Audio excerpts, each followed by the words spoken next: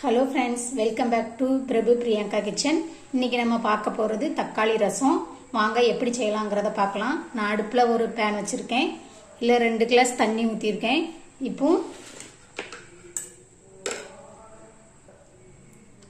இப்போ இந்த தண்ணியில் நான் 2 பழுத்த தக்காளி அதை கட் பண்ணி இப்படி ஆட் பண்ணிக்கிறேன். இந்த தக்காளி வெந்ததுக்கப்புறம் நம்ம ரசம் வைக்க போகிறோம். இல்லை 2 பழுத்த தக்காளி ஆட் பண்ணியிருக்கேன். கொஞ்சமாக புளி, இந்த அளவுக்கு புளி கொஞ்சமாக தான் எடுத்திருக்கேன். அதையும் இதில் ஆட் பண்ணிக்கிறேன்.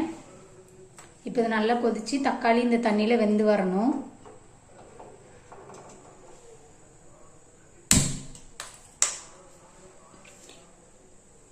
தக்காளி வேகட்டும். இப்போ நம்ம ரசத்துக்கு தேவையான பொருள் என்னலாங்கிறத பார்த்துடலாம். வாங்க ஃப்ரெண்ட்ஸ், இப்போ தேவையான பொருள் என்னெல்லாம் பார்த்துடலாம். ஒரு 1/2 ஸ்பூன் மிளகு எந்த அளவு எடுத்துருக்கோமோ அதே அளவு தான் சீரகமும் எடுக்கணும். 1/2 ஸ்பூன் சீரகம்,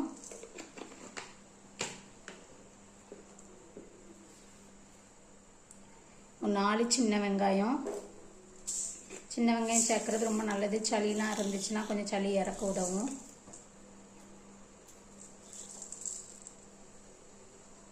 ஒரு 10-15 வெந்தயம். இப்போ இவ்வளோத்தையும் நம்ம மிக்சியில் தக்காளி கொதிக்கிறதுக்குள்ளே அரைச்சி வச்சுக்கலாம்.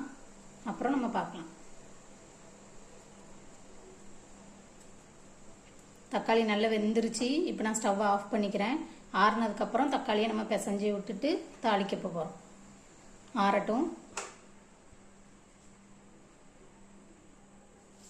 அதோட ஒரு 5-6 பூண்டு சேர்த்துக்கிறேன். அப்போலாம் சொல்ல மறந்துட்டேன். இப்போ ஒரு 7 பூண்டு சேர்த்துருக்குறேன். நீங்கள் உங்கள் டேஸ்ட்டுக்கு ஏற்ற மாதிரி சேர்த்துக்கோங்க. இதை சேர்த்து அரைச்சிட்டு வந்துடலாம். பாருங்கள் ஃப்ரெண்ட்ஸ், தக்காளி நல்லா வெந்துருச்சு. நான் நல்லா கரைச்சி வச்சுருக்கேன். இப்போ வாங்க எப்படி தாளிக்கலாங்கிறத பார்க்கலாம்.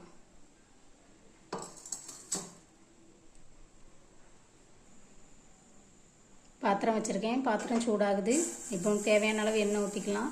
ரசத்துக்கு எப்பவும் குறைய எண்ணெய் ஊற்றினா நல்லாயிருக்கும். ரொம்ப ஊற்ற வேண்டாம்.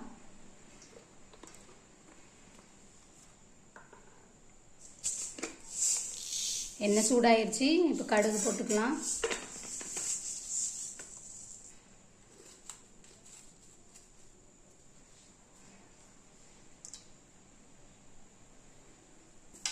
கடுகு நல்லா பொரிஞ்சிருச்சு. நான் காரத்துக்கு இப்போ 2 வரமிளகாய் சேர்த்துருக்குறேன். நீங்கள் உங்கள் காரத்துக்கு ஏற்ற மாதிரி சேர்த்துக்கோங்க. வரமிளகாய் போட்டாச்சு.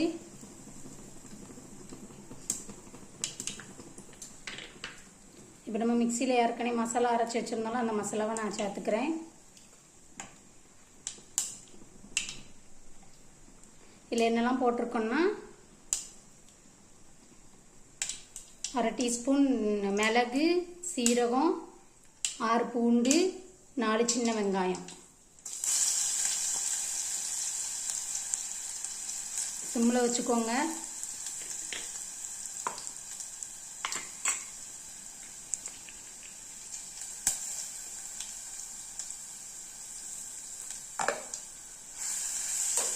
சிம்மில் வச்சுட்டு நல்லா வதக்கி விடுங்க.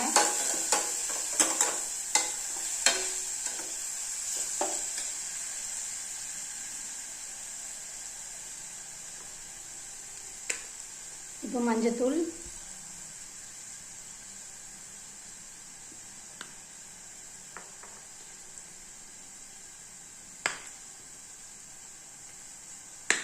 காயப்பொடி,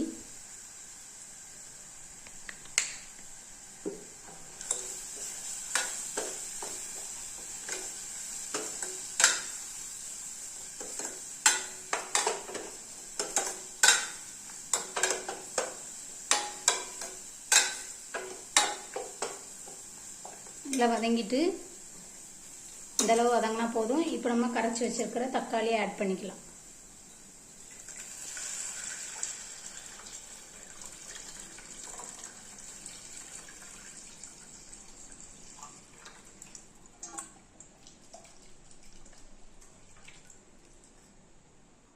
நல்லா தக்காளியில் உள்ள தோலெல்லாம் எடுத்து கரைச்சி இப்போ ஊற்றிக்கலாம்.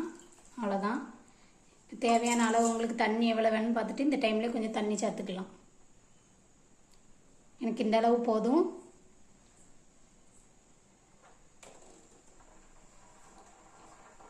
சிம்லேயே வச்சுக்கோங்க. லைட்டாக ஓரத்தில் கொதித்து வரும்போது நம்ம ஆஃப் பண்ணிக்கலாம். ரொம்ப கொதிக்க வைக்கணும் அவசியம் கிடையாது, ஏன்னா நம்ம தக்காளியை நல்லா வேக வச்சிட்டோம்.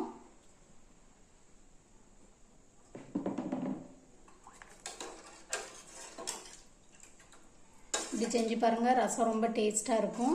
இப்போ மல்லி இலை மட்டும் நம்ம போட்டுடலாம். அடுப்பில் சிம்மில் தான் வச்சுருக்கேன். கொஞ்சம் கொதிச்சு வரட்டும். இந்த டைம் நம்ம மல்லி இலை ஆட் பண்ணிக்கலாம். உப்பும் ஆட் பண்ணிக்கலாம்.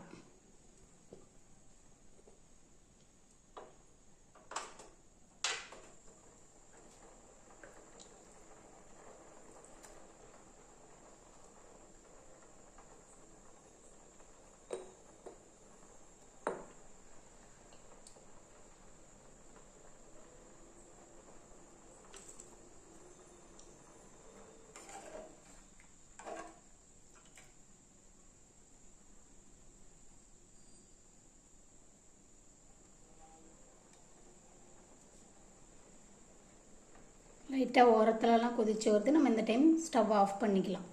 அவ்வளோதான், முடிஞ்சு. நீங்களும் இந்த தக்காளி ரசம் செஞ்சு பாருங்கள். ரொம்ப சிம்பிளாக இருக்கும், டேஸ்ட் ரொம்ப சூப்பராக இருக்கும். இதுக்கு நல்ல வாழைக்காய் வறுவல், உருளைக்கிழங்கு வறுவல்லாம் வச்சு சாப்பிட்டா நல்லாயிருக்கும். நீங்களும் இந்த ரசத்தை ட்ரை பண்ணி பாருங்கள். ட்ரை பண்ணி பார்த்துட்டு எப்படி இருக்குங்கிறத கமெண்டில் சொல்லுங்கள்.